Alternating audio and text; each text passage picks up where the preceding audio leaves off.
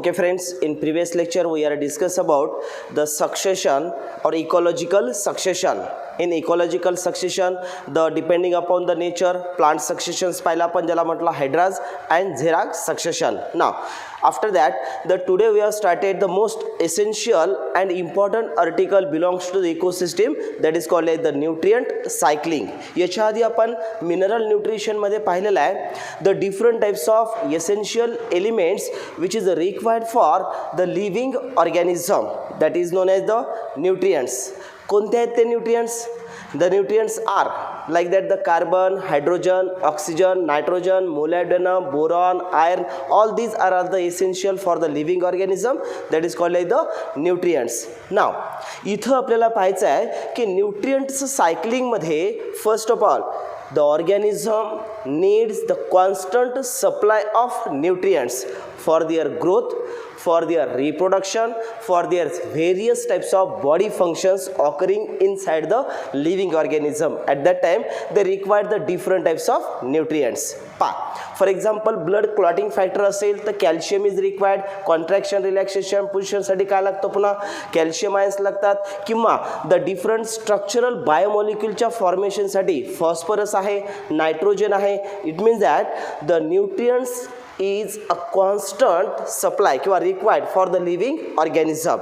And in other words, NCERT ने एक term वापरलेली आहे that is known as the standing state. 100% MCQs विचारला जातो पा काय म्हटलं आपण याला standing state. So what is the standing state? The amount of nutrients present in the soil in a given time, that is known as the standing state.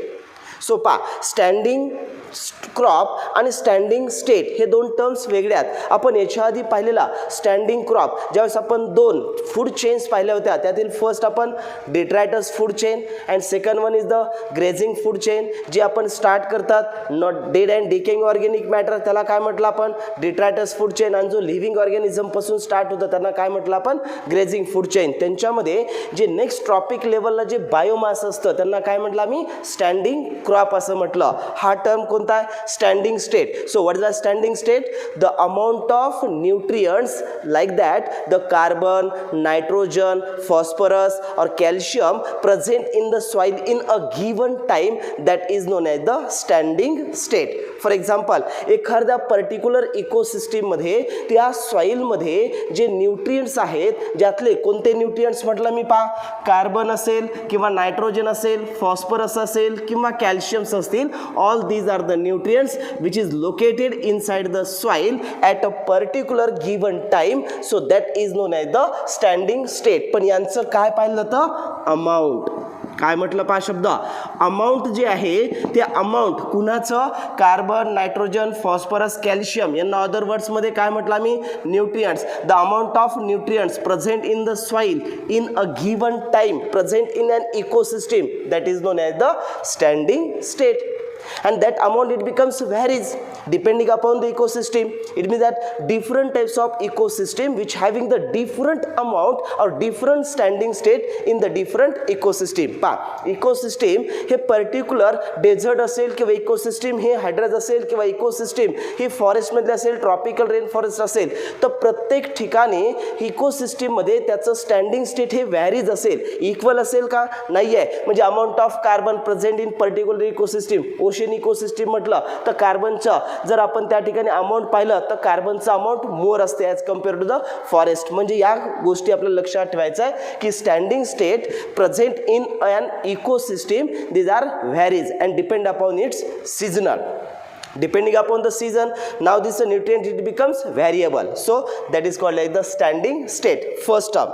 Second लक्षात ठेवायचं आहे की आपल्याला न्यूट्रिएंट सायकलिंग मध्ये या ठिकाणी आपण टर्म पाहिला तर न्यूट्रिएंट्सच्या मूवमेंटला काय म्हणतो आपण the movement of nutrients inside influx, outside efflux. कारण त्या ठिकाणी आपण पाहिलेलं की मूवमेंट होताना न्यूट्रिएंटची जी मूवमेंट आहे त्या मूवमेंटला आपण इनफ्लक्स किंवा इफ्लक्स टर्ममध्ये सांगतो. तर इथं लक्षात ठेवायचं आहे आपल्याला the movement of this nutrients in a different components. Actual आता हे ट्रान्सपोर्टेशन आहे किंवा याची जी मुवमेंट आहे किंवा याचं जे ट्रान्सफर आहे ते ट्रान्सफर कसं असतं डिफरंट कॉम्पोनंट्समध्ये आहेत. म्हणजे the nutrients present in the form of soil, present in atmosphere, present in the form of gases. Now these are the movement of nutrients in an ecosystem. They are present in the different components, so that is called like the nutrient cycling. In short, the movement of nutrients through a different components in an ecosystem is known as the nutrient cycling, because the nutrients never destroy from an ecosystem. हे nutrients केव्हाच destroy होत नसतात. फक्त हे nutrients काय करतात, nutrients एका फॉर्ममधून दुसऱ्या फॉर्ममध्ये फक्त काय होतात ते ट्रान्सफर होतात. म्हणून एन सी आर टीमध्ये एक मेन्शन केलं स्टेटमेंट लक्षात ठेवा, nutrients never lost in an ecosystem. They change their component from soil to the atmosphere, atmosphere to again living organism, dead living organism, they again soil. So nutrients never lost, they can transfer through a various component, and that transportation is present in the form of cyclic manner. So in other words, that is called as the nutrient cycling. So what is the definition of nutrient cycling? The movement of nutrients through a various components in an ecosystem called as the nutrient cycling. And now this nutrient cycling is of main two types. Actual nutrient cycling च्या types पाहण्याच्या आधी nutrient cycling is also known as a, यालाच काय म्हणतो आपण पहा, bio geochemical cycling. पा other वर्ड्समध्ये न्यूट्रिएंट सायक्लिंगला काय म्हणतो आपण, nutrient cycling is also known as the biogeochemical cycling. Other वर्ड्समध्ये पा, bio means what, bio means living organism, geo means soil असेल किंवा त्या ठिकाणी एअर असेल किंवा त्या ठिकाणी जिओ म्हटलं तर काय असेल, वॉटर असेल. Now all these are the soil, air, water, geo. And chemical means the different types of organic and inorganic mineral science, nutrients, all these are the present in the form of chemicals. So living organism, biotic community, geo and chemical, these are the abiotic. So biotic and abiotic, they are present in the form of cyclic manner. So the nutrient cycling is also known as a biogeochemical cycle. Nutrient सायक्लिंगचं दुसरं नाव काय मग, biogeochemical cycling. Because bio means living organism, they can transfer in the form of abiotic agent, that is called the geo. And all these are the nutrient, they are present in the form of inorganic minerals and or nutrients, that is called as the chemical. So nutrient cycling is also known as the biogeochemical cycling. Now this nutrient cycling basically divided into the main two types. First one is the gaseous and second one is known as the sedimentary. Now this nutrient cycling divided into the main two types. First one is the gaseous cycling and another one is the sedimentary, depending upon its reservoirs. The nutrients which is stored in the form of sedimentary असेल, they are present in the form of earth crust and they are present in the form of gaseous. Now the atmosphere is a reservoirs of gaseous cycling. पा nutrient सायक्लिंग्स मधील main nutrients आपल्याला या ठिकाणी चार लक्षात ठेवायचे आहेत, ज्यामधील फर्स्ट न्यूट्रिएंट्स कोणता या ठिकाणी कार्बन आहे, त्यानंतर आहे नायट्रोजन, त्यानंतर आहे या ठिकाणी phosphorus and again sulphur. All these are the main components of the nutrients. Nutrient cycling मध्ये एनसीईआरटी मध्ये मेन्शन्स केले चार न्यूट्रिएंट्स लक्षात ठेवा. फर्स्ट न्यूट्रिएंट्स कोणता, carbon, second one is the nitrogen, third one is the phosphorus and last one is the sulphur. ज्यापैकी carbon cycle, nitrogen cycle, phosphorus cycle and sulphur या सायकलने आपल्याला सिलेबसमध्ये या टॉपिकमध्ये आपल्याला दोन सायकल स्टडी करायचे. एकाला म्हणतो आपण carbon cycle, another one is the phosphorus cycle. Mineral nutrition मध्ये आपल्याला एक सायकल आहे ज्याचं नाव नायट्रोजन सायकल. तर या ठिकाणी आपल्याला तीन सायकलचं डिस्क्रिप्शन 11th आणि 12th मध्ये आपल्याला सिलेबसला आहे. त्यातला इथं टर्म लक्षात ठेवायचा आहे. न्यूट्रिएंट सायक्लिंग मध्ये त्यांनी डिव्हाइड दोन पार्ट्स मध्ये केला. फर्स्ट पार्ट कोणता, the nutrients which is transportation और they are cyclic changes takes place in a gaseous form, so that is called as the gaseous nutrient cycling and which include यांचा जो रिझर्वायर्स असतो तो कोण असतो? ॲटमॉस्फिअर. मग ॲटमॉस्फिअरमध्ये जे गॅसेस आहेत त्यांचं सायकलिंग होतं, त्याला काय म्हणतो आपण? Gases nutrient cycling. आणि ॲटमॉस्फिअरमध्ये जे आपण गॅसेस आहेत त्या गॅसेसचे मेन कोणते न्यूट्रिएंट्स आहेत? एक कार्बन आणि दुसरा nitrogen. They are present in the form of कुणामध्ये आहेत? Gaseous, and they are present in the atmosphere. So that's nutrient cycling is known as the gaseous nutrient cycling. याच्यावर MCQज कसा येतो पहा. Nutrient cycling basically divided into the how many types? 2 types. कोणते आहेत? Depending upon its reservoir. Reservoirs कोण आहेत मग? रिझर्वायर्स म्हटलं तर ॲटमॉस्फिअर एक रिझर्वायर्स आहे आणि दुसरं आहे ज्याला म्हणतो आपण अर्थ क्रस्ट. मग earth crust and atmosphere these are the reservoirs. मग अर्थ क्रस्ट हा रिझर्वायर्स कुणाचा आहे? सल्फरचा आहे आणि फॉस्फरसचा आहे. मग sulphur and phosphorus they are present in the form of कुणामध्ये असतात? They are present in the form of rocks. रॉक्समध्ये प्रेझेंट आहेत, म्हणजेच यांचा रिझर्वायर्स कोण आहे? Earth crust. रिझर्वायर्स कुणाला म्हणतो आपण? स्टोरेज. कुणामध्ये हे न्यूट्रिएंट स्टोरेज असतात त्यांना आपण सोर्स म्हणूया. सोर्स ज्या ठिकाणी आहेत तो कोण आहे? अर्थ क्रस्ट. मग अर्थ क्रस्टमध्ये सल्फर आणि फॉस्फरस आहे. पहिला आपण रॉक्समध्ये कोण प्रेझेंट असतं? फॉस्फरस. आणि त्या रॉक्सचं ज्यावेळेस वेदरिंग होतं आणि त्यांच्यातून सॉईल फॉर्मेशन होतं त्यावेळेस रिसोर्स कुणाचा असतो? Phosphorus and sulphur from the soil. So earth crust is the reservoirs of sulphurous and phosphorus. And these are the parts of कोणता आहे? सेडिमेंटरी. त्याला काय म्हणतो आपण? Sedimentary. But whenever the nutrients carbon and nitrogen these are present in the atmosphere. So या ठिकाणी atmosphere हा कोण झाला? रिझर्वायर्स. म्हणजे ॲटमॉस्फिअरमध्ये कोण प्रेझेंट आहे? कार्बन आणि nitrogen. these are present in the form of gaseous and they are present in the atmosphere. So that cycling is known as the gaseous cycling. सायकलिंगमध्ये दोन गॅसियस रिझर्वायर, ॲटमॉस्फिअर आणि न्यूट्रिएंट्स कार्बन आणि nitrogen. हा एक sequence लक्षात ठेवा. दुसरा reservoirs कोण? Sedimentary. Sedimentary they are present in the form of reservoir. Reservoirs कोणता? Earth crust. आणि अर्थ क्रस्टमध्ये न्यूट्रिएंट्स कोणते? तर सल्फर अँड फॉस्फरस. तर MCQज कोणता वेगळा केला? फॉस्फरसचा रिझर्वायर्स कोण आहे? तर फॉस्फरसचा रिझर्वायर्स कोण आहे? अर्थ क्रस्ट. मग अर्थ क्रस्ट हे कोणत्या सायकलिंगमध्ये येतं? तर तो कोणत्यामध्ये येतो? सेडिमेंटरी. मग सेडिमेंटरी सायकलिंग ही कुणाची टाईप आहे? Nutrients cycling. तर या ठिकाणी आपले दोन पार्ट्स वेगळे लक्षात ठेवायचे. एकाला नाव दिलं gaseous cycling and another one is the sedimentary cycling. तर त्यातलं आपल्याला गॅसियस सायकलिंगमध्ये इथं फर्स्ट सायकल आपल्याला सिलेबसला आहे ज्याला म्हणतो आपण कार्बन सायकल, आणि सेकंड आहे ज्याला आपण म्हटलं फॉस्फरस सायकल. तर या दोन सायकल आपल्याला डिटेल्स या ठिकाणी स्टडी करायच्यात, पण याचे रिझर्वायर्स लक्षात ठेवा. तर कार्बनचा रिझर्वायर्स कोण आहे? द कार्बन्स रिझर्वायर्स हा present in the form of gaseous. म्हणून गॅसियस सायकलिंगमध्ये कार्बन सायकल, आणि जो रिझर्वायर्स फॉस्फरस आहे तो अर्थ क्रस्ट, म्हणजे तो कोणताला? सेडिमेंटरी. तर फर्स्ट आपण स्टार्ट करतोय, that is known as the gaseous and the name is known as the carbon cycle. So all these are the nutrient cycling. Out of these the belongs to the gaseous form. दोन म्हटलं आपण, त्यातलं एक carbon आणि दुसरं nitrogen. तर आपल्या या टॉपिकमध्ये आपल्याला पाहिजे आहे कोणती सायकल आहे? Carbon cycles. Now the carbon is the most essential constituents of an living organism.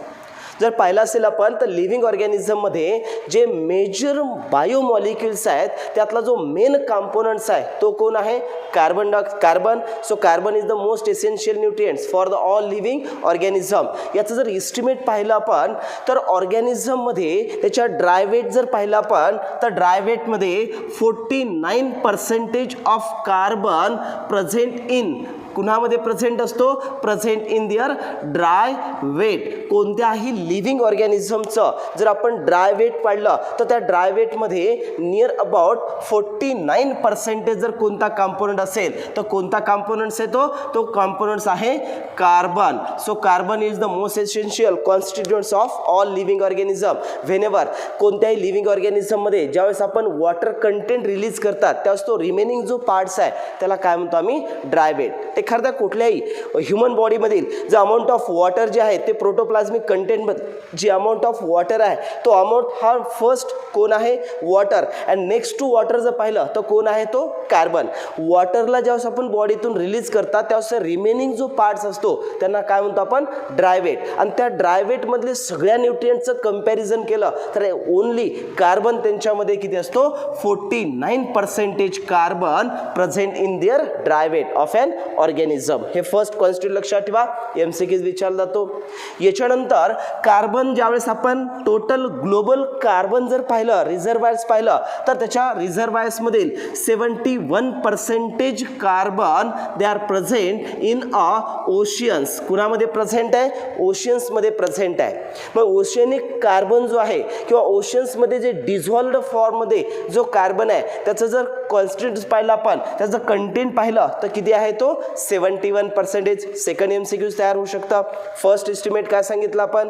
कोणत्याही लिव्हिंग ऑर्गॅनिझमचं जर ड्राय वेट पाडलं तर त्या ड्राय वेटमध्ये आपण कार्बनचं कॉन्स्टिट्यूट पाहिलं तर किती असतं? 49%. नेक्स्ट टू कोण आहे? वॉटर. सेकंड त्यानंतर पाहिलं मेन रिझर्वायर्स कोण आहे? ॲक्च्युअली हे गॅसियस फॉर्ममध्ये आहे, ॲटमॉस्फिअरमध्ये आहे. पण इथं टर्म लक्षात ठेवायची आहे की ॲटमॉस्फिअरमधल्या कार्बन डायऑक्साईडचं किंवा कार्बनचं जे रेग्युलेशन आहे ती ओशियन मेंटेन करतो, त्याला ओशियनिक रेग्युलेट म्हणतो आपण.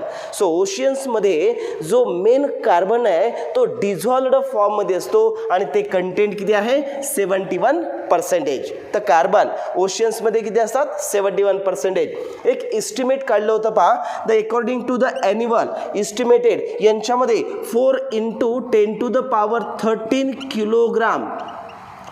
कुणाचं वेट काढलं होतं estimate? 4 × 10⁻13 kilogram carbon fixed in a biosphere. कुणामध्ये फिक्स्ड केलं होतं? बायोस्पियरमधील ज्यावेळेस ॲन्युअली फोटोसिंथेटिक किंवा फोटोसिंथेसिस प्रोसेसमध्ये ज्यावेळेस CO2 किंवा कार्बन फिक्सेशन्स केलं जातो तर पर ॲन्युअल बायोस्पियरमध्ये कार्बनचं फिक्सेशन हे नियर अबाउट किती असतं? 4 × 10⁻13 kilogram carbon fixed in a biosphere annually undergoes the process of photosynthesis. या टर्म्स सगळ्या लक्षात ठेवा. Out of this the only 1% carbon they are present in the atmosphere. Estimate इथं सरप्रायझिंग इस्टिमेट आहे पहा, 71% कार्बन. ॲक्च्युअल रिझर्वायर्स कशामध्ये आहे? ओशियन्स. ओशियन्समधून त्याचं रेग्युलेशन कुठं होतं? ॲटमॉस्फिअर. मग ॲटमॉस्फिअरमध्ये ओशियन्सपासून रेग्युलेशन कुणाच केलं जातं? कार्बनचं. पण ॲटमॉस्फिअरमध्ये कार्बन जर पाहिला तर कार्बनचं पर्सेंटेज किती आहे? 1%. मग ॲटमॉस्फिअरमधून हा आपल्याला सायक्लिंग पाहायचं आहे की ॲटमॉस्फिअर म्हणजेच बायोटिक कंपोनंट आणि तिथून पुन्हा बायोटिक आणि बायोटिक पण पुन्हा ॲटमॉस्फिअर. तर याला काय म्हणतो आपण? Cyclic. The transportation or the movement of nutrients from one component to another component and this changes takes place in a cyclic manner, that is called the nutrient cycling. त्यातला nutrients गॅसियसमध्ये कोण? Carbon. आणि carbon सायक्लिंगमध्ये पाहायचं आपल्याला atmosphere to atmosphere, म्हणजे ॲटमॉस्फिअरमधून परत ॲटमॉस्फिअरमध्ये आलं त्याला काय म्हटलं आपण? न्यूट्रिएंट सायक्लिंग पण कार्बन डायऑक्साईड. तर या ठिकाणी आपण कार्बन पाहायचं आहे. ॲटमॉस्फेरिक जो कार्बन डायऑक्साईड असतो CO2, that CO2 which is able to absorb by the all green plants. First of all जर या ठिकाणी आपण ग्रीन प्लांट्स म्हटलं किंवा ॲटोट्रॉफ्स म्हटलं तर ॲटोट्रॉफ्समधील आपण प्लांट्समध्ये फर्स्टली कोण ॲक्सेप्ट करतात? प्लांट्स ॲटमॉस्फेरिक CO2 ॲक्सेप्ट करतात. म्हणजेच plants whenever they are accept the atmospheric CO2 and undergoes the process of they are prepare their own food material and they are present in the form of food or carbohydrates. Initially the atmospheric CO2 carbon they are present in the form of carbon dioxide. This atmospheric CO2 accepted by that autotrophs or all green plants and they are converted into the food. पाहिला आपण photosynthesis process मध्ये atmospheric काय intake केला जातो? CO2 and undergoes the process of photosynthesis dark reaction मध्ये CO2 चं reduction होऊन काय तयार होतं? Carbohydrates. मग these carbohydrate it means that is called like the food and that food is required for the all heterotrophs. म्हणजे आता carbon atmosphere मधून कुठे आला? प्लांट्समध्ये. प्लांट्समधून परत प्लांट्सनं काय प्रिपेअर केलं? फूडच्या फॉर्ममध्ये. आता या ठिकाणी कोण आहे? Carbon. And that food for all herbivores असेल, कार्निवर्स असेल किंवा ऑल हेटेरोट्रॉफिक ऑर्गॅनिझम. मग या ठिकाणी ॲनिमल्स असतील म्हणजे हर्बिवर्स किंवा कॉर्निवर्स दोन्ही ऑर्गॅनिझम ज्यावेळेस त्याला इंटेक करतात त्यावेळेस this carbon they can transfer in a heterotrophic organism. Now whenever this plants it becomes dead or animal it becomes dead, at that time the decomposition processes takes place. पाहिला आपण. ज्यावेळेस या प्लांट्सच्या फूडच्या फॉर्ममध्ये ट्रान्सपोर्टेशन ॲनिमल्स बॉडीमध्ये होतात, पण latter on life cycle संपल्यानंतर या प्लांट्सला ज्यावेळेस हे प्लांट्स रिमेन्स असतात किंवा प्लांट डेड होतात किंवा काही ॲनिमल्स डेड होतात, त्यावेळेस डेड ॲनिमलचं जे डिकम्पोजिशन करतात त्यातून स्मॉल अमाऊंट ऑफ कोण निघतो, CO2, आणि तो CO2 परत कुठे जातो, ॲटमॉस्फिअरमध्ये. पहा फर्स्ट सिक्वेन्स लक्षात ठेवायचा आहे. ॲटमॉस्फिअरमधून कार्बन डायऑक्साईड कुणी घेतला, प्लांट्सनी. मग प्लांट्सनं त्यांचं एक्सेप्शन करून काय तयार केलं, फूड. म्हणजे जातात ते कार्बन डायऑक्साईड कोणत्या फॉर्ममध्ये आहे, food. Food is required for कुणासाठी, हेट्रोट्रॉफ्स, म्हणजे ज्यांच्यातून हे फूड इनटेक कोण करतात, ॲनिमल्स. ॲनिमल्समधील मग कंज्युमर असतील किंवा हर्बिवर्स असतील, यांच्या बॉडीमध्ये काय ट्रान्सफर झाला, कार्बन. मग whenever the animals or herbivores or the plants after death, these are the decomposed with the help of different types of decomposers and CO2 it becomes released in atmosphere. Now these plants undergoes the process of respiration, some amount of CO2 release in atmosphere. पुन्हा CO2 काय होतो, release होतो, decomposition मधून release होतो. ॲनिमलच्या बॉडीमधून ज्यावेळेस तो respiration process करतो त्यावेळेस इनटेक काय करतो आपण, ऑक्सिजन, आणि गिवन आउट काय आहे, CO2. म्हणजे ॲनिमल रिस्पायरेशन्स करताना पुन्हा यांच्यातून काय रिलीज होतो, CO2. पा intake of CO2 from atmosphere by plants they can transfer in the form of heterotrophs और consumers, and whenever these both organism it becomes respiration process. At that time they release the CO2 in atmosphere, and after it they are decomposed and to release the CO2. So CO2 intake from the atmosphere to plants to animals after decomposers and respiration process they can release in atmosphere. Some again reservoirs कोण आहेत, fossil fuels, also reservoirs of the carbon. Whenever the fossil fuels it becomes burning fossil fuels मधून सुद्धा काय निघू शकतो आपण, CO2. तो पुन्हा कुठे येतो, ॲटमॉस्फिअरमध्ये. म्हणजे fossil fuels is used for the energy sources और they are used for the vehicle transportation. मग यावेळेस ज्यावेळेस ते फॉसिल फ्यूल्सचं बर्निंग होतं त्यांच्यातून सुद्धा काय निघतो, CO2. आणि तो CO2 कुठे येतो परत, रिझर्वायर्स. हा CO2 कुठे येतो, ॲटमॉस्फिअर. तर CO2 released from the different types of component. Fossil fuels reservoir असेल, कंबस्टेशन असेल, फायरवूड असेल, बर्निंग फॉरेस्ट असेल, एनर्जी सोर्सेससाठी जे काय आपण युटिलाइज करतात त्यांच्यातून जो रिलीज केलेला CO2 आहे तो परत रिलीज कुठे येतो, इन ॲटमॉस्फिअर. एक्झाम्पल आपण पाहूया. ॲटोट्रॉपिक प्लांट्स आहेत, प्लांटचा डेड प्लांट्स असतील तर त्या प्लांट्सला आपण बर्निंग केलं तर बर्निंगमधून गॅसेस कोणता निघतो, CO2. तो परत कुठे येतो, ॲटमॉस्फिअर. किंवा यांना प्लांट्सनी फूड प्रिपेअर केलं, फूड हेट्रोट्रॉफ्सनी घेतलं, त्यांच्यातून पुन्हा त्यांच्यातून एक्सचेंज रेस्पिरेशन झालं, CO2 कुठे आला, ॲटमॉस्फिअर. त्यानंतर या प्लांट्समधून फूडच्या फॉर्ममध्ये कार्बोहायड्रेट्सच्या फॉर्ममध्ये तो ट्रान्सपोर्टेशन झाला. म्हणजे nutrients never lost, they can transfer or they can move from one component to another component and they reaches up to the कोणत्या मॅनर मध्ये करतात, सायक्लिक मॅनर मध्ये. म्हणून त्याला आपण नाव काय दिलं, न्यूट्रिएंट सायकल. इन शॉर्ट इथे लक्षात ठेवायचं आहे, कार्बन सायकलमध्ये कार्बन 49% हा कुठं असतो, 49% ड्राय वेटमध्ये लिव्हिंग ऑर्गॅनिझममध्ये. नेक्स्ट टू कोण आहे, वॉटर. सेकंड, ओशियन्समध्ये डिझॉल्व्ड फॉर्ममध्ये कार्बन डायऑक्साईड किती आहे, 71%. नाव मग ॲटमॉस्फेरिक कार्बनचं रेग्युलेशन कोण करतं, ओशियन करतो. ठीक आहे, लक्षात ठेवायचं, oceanic carbon to regulate the atmospheric carbon dioxide. त्यानंतर परत लक्षात ठेवायचं, इस्टिमेट ॲन्युअल फोटोसिंथेसिस बायोस्फिअरचा पाहिला तर त्यांच्यामध्ये इस्टिमेट काय दिला होता, 4 × 10⁻13 kilogram carbon fixed annually by the process of photosynthesis. हे एक इस्टिमेट लक्षात ठेवा. आणि त्यांच्यामधील डिफरंट टाइप्स ऑफ एक्झाम्पल. मग fossil fuels is also reservoirs of कुणाचा आहे, कार्बन. देन बर्निंग जे असेल, कंबस्टेशन असेल किंवा डिफरंट ॲक्टिव्हिटीमधून ज्यावेळेस बर्निंग फॉरेस्ट असेल यांच्यातून जो कार्बन डायऑक्साईड रिलीज होतो तोही कुठे येतो, पुन्हा ॲटमॉस्फिअरमध्ये. तर सायक्लिंग हा जो पार्ट्स आहे तो कुणाचा पाहिला आपण इथं, कार्बन सायकल. तर हाच कार्बन सायकल आपण पाहतोय. इन जो आपण डिस्कस केलेला पार्ट्स ज्याला म्हटलं आपण nutrient cycling, they are present in the form of gases and another one is the कोणता फॉर्म पाहिला आपण, सेडिमेंटरी. तर गॅसियस फॉर्म मधील फर्स्ट सायकल आपण कंप्लीट केली आहे ज्याला काय म्हटलं आपण, कार्बन सायकल सायकल, तर तोच पाहतो आपण in brief diagrammatically. Initially first MCQ विचारला जाऊ शकतो. Carbon constitute 49% of the dry weight of an organism. Organism मधलं वॉटर कंटेंट रिलीज केलं तर बॉडीमध्ये जे ड्राय वेट राहतं त्यामधलं 49% हा कोण असतो? कार्बन. सेकंड पाहिलं आपण ग्लोबल कार्बन जे आहे त्या ग्लोबल कार्बन मध्ये 71% हा डिझॉल्व्ड फॉर्म मध्ये कोण असतो? Carbon.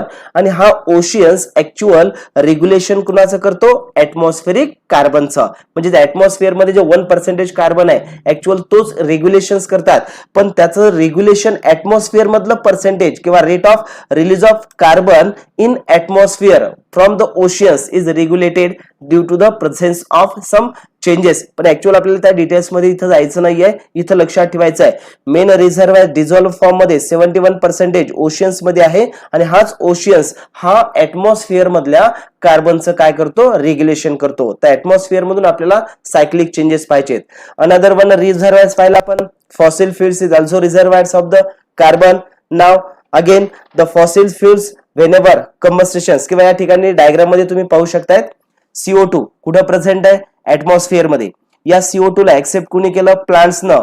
Process photosynthesis. Photosynthesis process मध्ये सिंथेसिस कुणाचं होतं?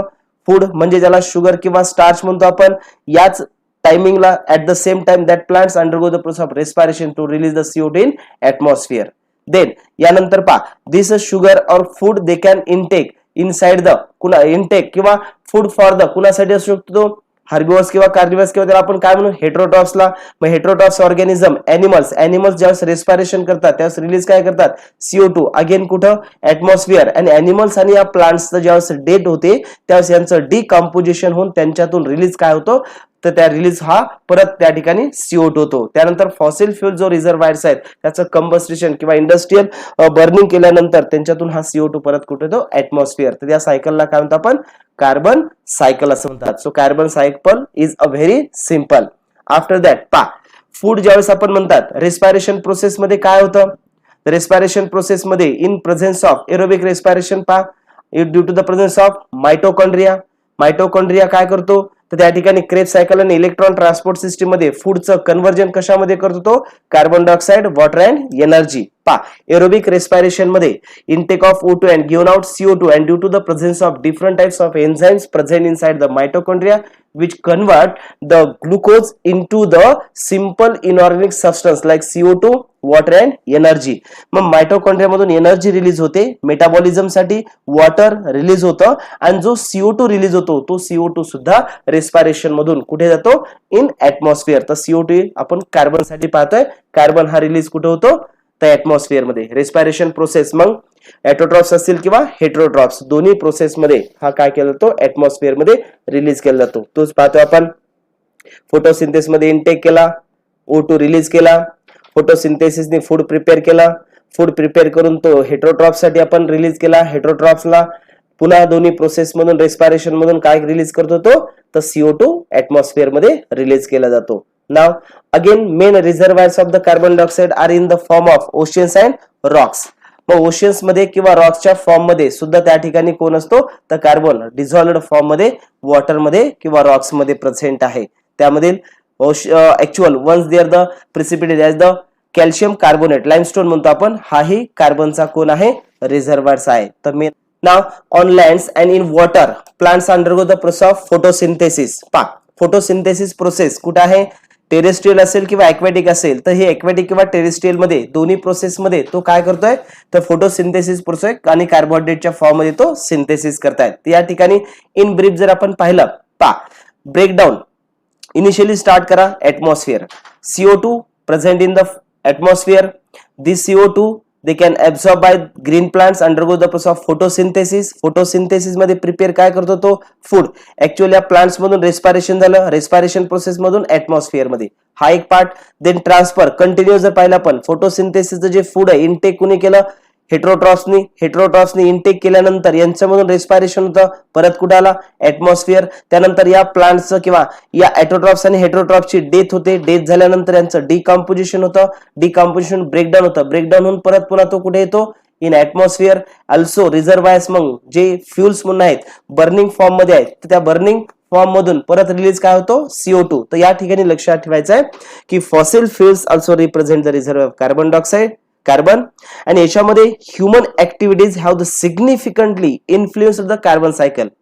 रॅपिड डिफॉरेस्टेशन असेल, मॅसिव्ह बर्निंग फॉसिल फ्युल्स असेल किंवा एनर्जी ट्रान्सपोर्टेशन असेल have significantly increase the rate of release of carbon dioxide into the atmosphere. पुढे आपल्याला डिटेल्स मध्ये ग्रीन हाऊस इफेक्ट मध्ये याची पुन्हा कार्बन सायकल आपल्याला पाहिजे, पण इन शॉर्ट इथे एक पार्ट लक्षात ठेवायचा आहे की ज्यांच्यामध्ये येणारे कार्बनचे कंपोनेंट्स पाहिलं तर some amount of fixed carbon is lost, sediments जो आपण लाइमस्टोन म्हटलं, सर्क्युलेशन प्रोसेस असेल, बर्निंग वूड असेल, फॉरेस्ट फायर असेल, कंबस्टेशन असेल, ऑर्गॅनिक मॅटर असेल, fossil fuel, volcanic activities, all these are the different types of activities. From this the carbon dioxide they can release in the atmosphere. So that is called as the carbon cycle. तर या ठिकाणी आपलं nutrient cycle मधील first cycle complete झालेली आहे ज्याचं नाव carbon cycle. Next video lecture मध्ये आपण स्टार्ट करतोय फॉस्फरस सायकल.